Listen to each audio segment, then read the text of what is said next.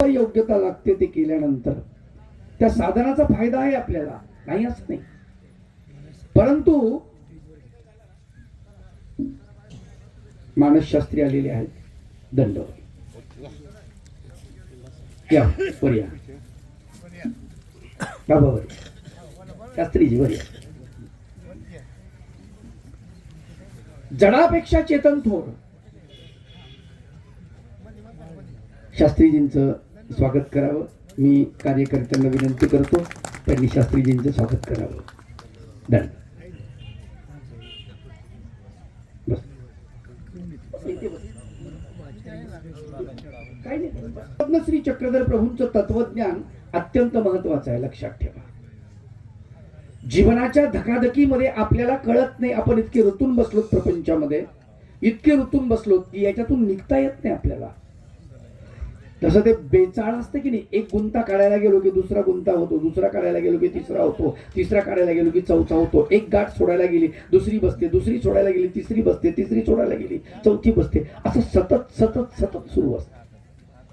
पण या प्रपंचाच्या कटकटीमधून आपण नाही सुटू शकत. किती प्रयत्न केले तरी नाही सुटू शकत. सर्वज्ञ श्री चक्रधर प्रभू एक सुंदर दृष्टांत सांगतात. भगवंत म्हणतात की आपल्याला सुटायचं असेल तर काय करावं लागेल. ज्याप्रमाणे एखादं गाय असते नाही का, त्या गायीला बांधलेलं असतं. ते सुटावया कारणे खुट्या भोवती भवे. तुम्ही शेतकरी आहात, तुम्हाला माहिती आहे, खूप फिरते. त्याच्यामुळं तिच्या गळ्यातलं जे बिरडं असतं, दावा असतं, ते अधिक आवडल्या जातं, त्याला गाठी पडतात आणि ते गुंतून जातं, पक्क होतं, हिसके मारते, झटके मारते, गुंतून पडते. आपलं असंच झालेलं आहे. प्रपंचामध्ये आपण प्रयत्न करतो सुटण्याची, आपण धडपड करत नाही असं नाही आहे. या देवाला जाय, त्या देवाला जाय, त्या तीर्थाला जाय, इकडे जाय, तिकडे जाय, तो धर्म बघ, हा धर्म बघ, हा ग्रंथ बघ, तो ग्रंथ बघ. अनेक गोष्टी आपण करतो, अनेक गोष्टी.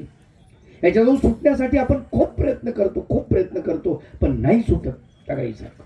स्वामी चक्रधर महाराज म्हणतात, जर सुटायचं असेल तर त्याला उपाय काय.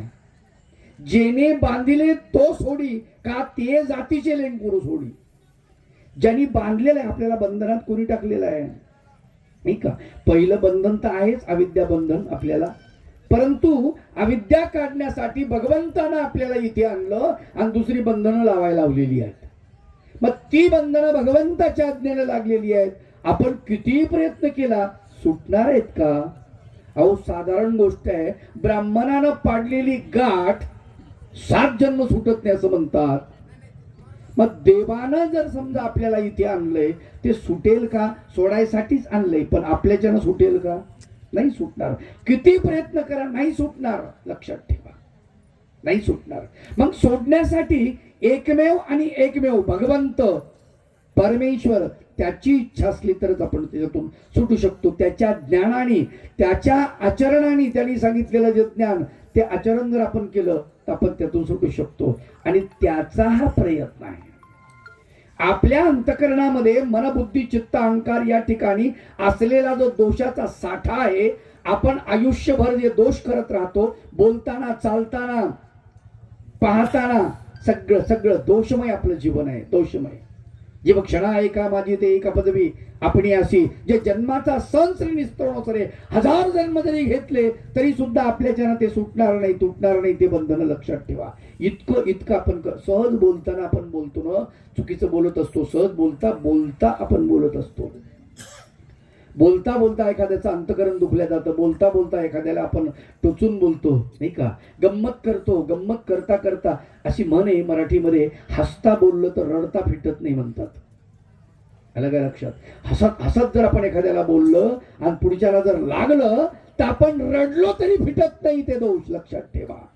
किती दोष घडलेले आहेत आपल्याला प्रपंचामध्ये. आपण प्रपंच करत असताना शेजाऱ्याशी भांडतो, इतरांशी भांडतो, पत्नीशी भांडतो, पतीशी भांडतो, सासूशी भांडतो नाही का, दिराशी भांडतो, भाऊजाईशी भांडतो. भांडणं सतत कटकट. जीवनामध्ये मरेपर्यंत आपली कटकट असते नाही का. किती कटकटी केल्या.